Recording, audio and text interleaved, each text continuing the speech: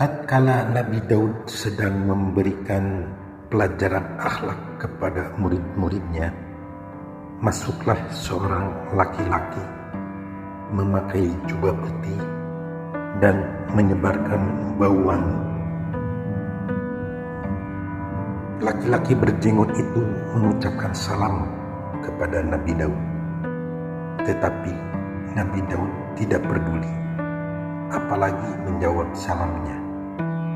Ia terus menyampaikan pelajarannya tanpa melirik sedikit pun kepada tamu yang baru tiba itu. Laki-laki tersebut lantas mengerjakan salat sesuai dengan syariat yang berlaku pada waktu itu. Setelah melakukan ruku dan sujud, laki-laki itu mengangkat kedua tangannya dan berdoa. Nabi Daud tetap melanjutkan wejangan-wejangannya tanpa memberi kesempatan kepada tamu itu untuk berkenalan atau para muridnya mengambil perhatian kepadanya. Semua murid Nabi Daud merasa tidak enak di depan laki-laki asing tadi dan menganggap Nabi Daud tidak memberikan contoh yang baik. Pria berjubah bersih tersebut terdengar menangis terseduh-seduh ketika berdoa. Sesudah itu ia berdiri lalu keluar dari sinagog tempat peribadatan mereka setelah meminta diri dengan mengucapkan salam. Namun Nabi Daud tetap tidak menaruh hormat sama sekali. Semua murid Nabi Daud sangat iba melihat nasib tamu yang malang barusan. Maka sesudah Nabi Daud mengakhiri pelajaran tentang akhlak yang baik, salah seorang dari mereka mengajukan pertanyaan.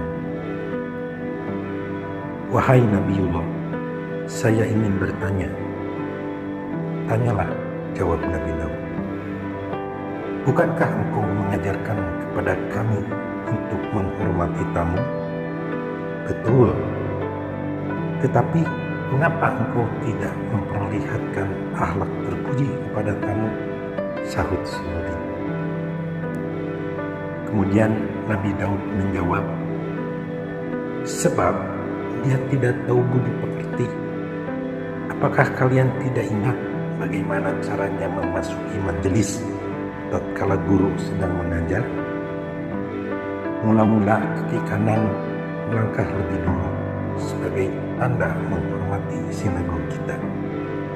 Kemudian tidak seharusnya dia mengucapkan salam, melainkan langsung duduk dan ikut mendengarkan." "Barangkali dia belum tahu tata caranya," jawab si murid. "Tapi jubah dan surbannya menunjukkan seolah-olah dia orang alim, bukan? Apakah pantas kalau dia orang alim tidak mengetahui sopan santun memasuki tempat peribadatan dan tempat mengajar?" sahut Nabi Daud.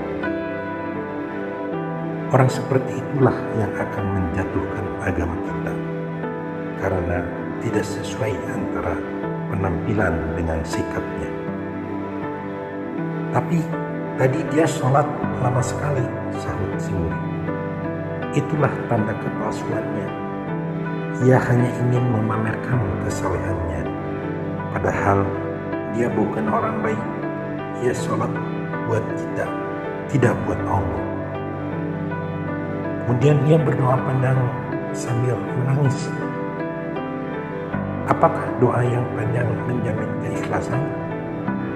Bukankah Allah telah menyukai doa yang khusyuk dan yakin? Kalau ia ingin menangis, tidak selayaknya di depan kita. Menangislah yang sedih di depan Allah ketika sendirian.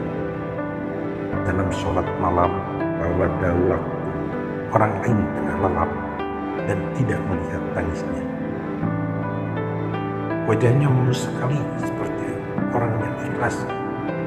Pakaiannya serba putih, melambangkan warna hatinya. Apakah ia bukan orang yang takwa? Sahut si murid. Takwa tidak dilihat dari rupanya, juga tidak dilihat dari pakaiannya. Allah hanya melihat hati manusia dan dinilai dari perbuatannya, sesuai atau tidak dengan syariat dan adab agama. Manusia tidak dihargai dari bungkusnya, melainkan dari isinya, dari mutu kemanusiaannya.